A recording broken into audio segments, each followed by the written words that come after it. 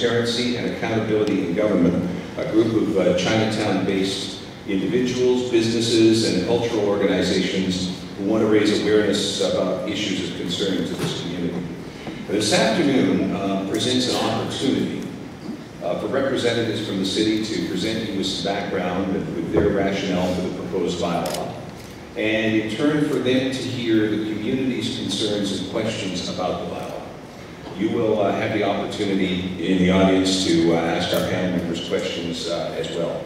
So just one note for those of you who might not have seen or heard or read the news yet this morning, an Ontario Superior Court judge has overturned the bylaw banning the sale, possession, or consumption.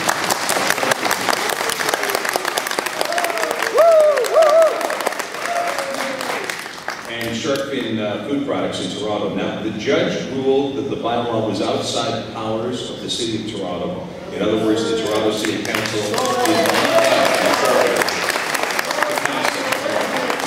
Now, this is one judge's ruling only, and it's a fairly lower court judge, regarding only the City of Toronto, not any other city in Ontario or any other province in the nation, which has banned or is contemplating banning shark fins. And no decision has been made yet as to whether Toronto is going to appeal this to a higher court. But I thought people on both sides of the issue here today might want to know about this decision. So now, on to this afternoon's agenda and the rules. Our two City of Calgary representatives will go first. They will get a total of 15 minutes to make their presentation. Two representatives of CTAG, the Coalition for Transparent and Accountable Governance, will go next. Actually, one representative, Richard Poon, will go next, and I will also give him up to 15 minutes to make a presentation. At that point, we will open things up to the audience for questions and comments from you. We've set aside 35 minutes for your questions and their answers. We have a microphone set up here in the center aisle.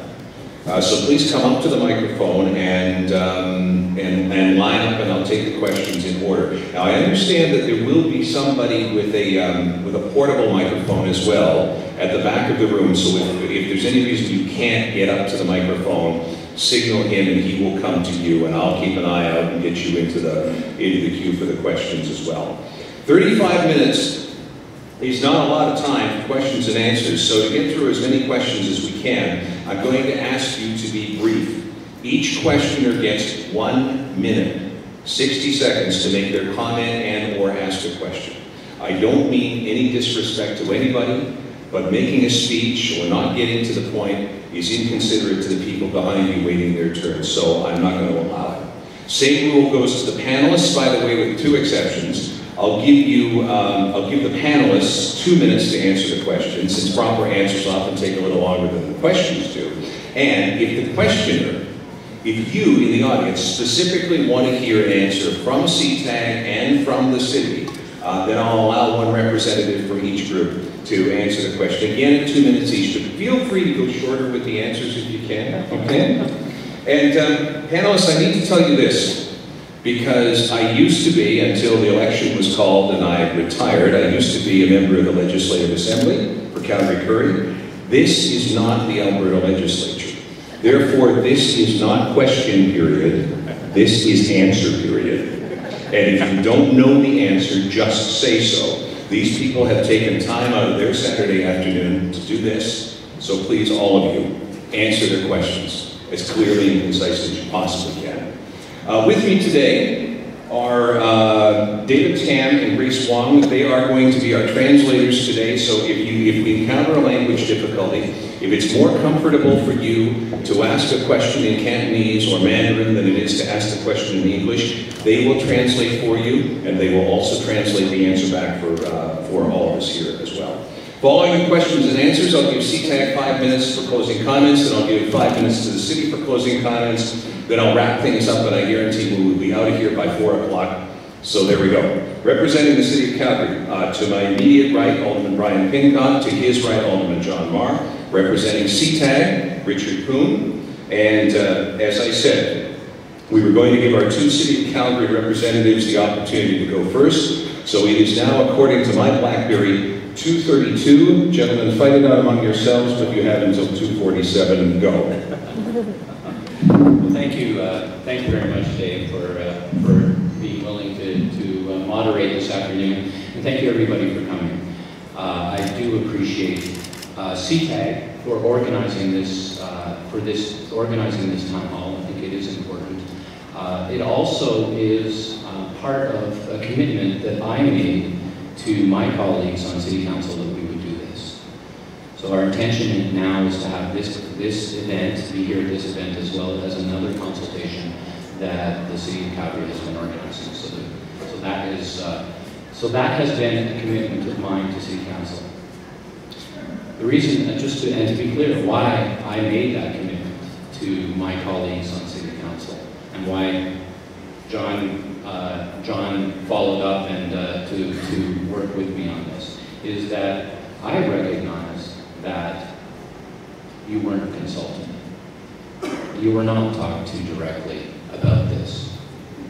That I brought the motion to City Council in July that we should look at the bylaw, and then the bylaw came, the first reading of the bylaw came in October, and in that time, I did not consult you. And I should have. So, that said, we have the first draft, the first reading of the bylaw was passed by City Council, and we are doing it now before we come back in January with the second and third reading of the bylaw. Every bylaw needs 3 readings, and after the first reading is when you can make changes to a bylaw if you need to. So so the consultation works out perfectly from that point of view. Why? Why are we here? This is a global problem. Shark finning and what is happening around our planet because of shark finning is something that affects everybody on the planet. In Calgary, we're a long way from an ocean. We don't consume all that much shark fin in Calgary. The last stat that I have for how much was imported into Calgary was in 2010, and it was just over 200 kilograms. We don't consume very much shark fin. And when 70 million sharks are being slaughtered every year for shark fin, specifically for shark fin, Calgary is less than a drop in the bucket. But it is a global problem, and we all do live on the same planet, and it does affect us. Because what happens in our oceans affects us. We have something to say about that, and our behavior matters. And when you see what humans are doing to our planet, when you see what humans are doing to our ecosystems around the planet, we can do something about it. And in Calgary, there are thousands, tens of thousands of Calgarians who have approached me, have approached City Council to say, can we please make a statement about this? Can we please take a stand? Can we please follow other cities across Canada, other cities across North America, and actually do something? Make a stand and say that this is not something that we as a community can support anymore. So that is ultimately why I brought it forward, why I brought the shark fin bylaw forward to City Council, was because I heard from thousands of Calgarians that this was something that they wanted us to do. And we do these kinds of things. We as a government make all kinds of decisions that say things about our values, say things about our community values, the things that we as a community believe in. And that is why we have the shark fin bylaw before us.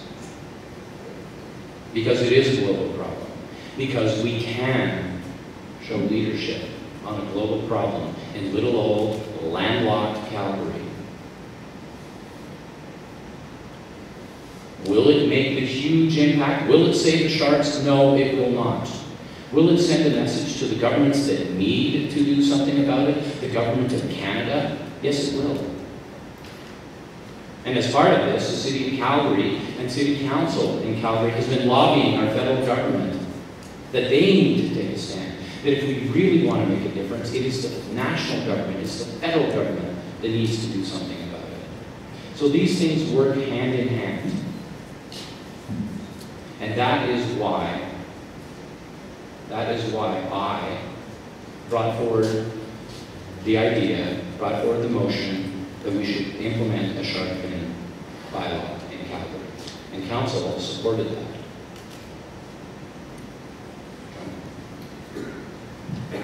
Good afternoon. My name is John Mark. I am Chinese. Our family came to build the railroads in this country in the 1860s.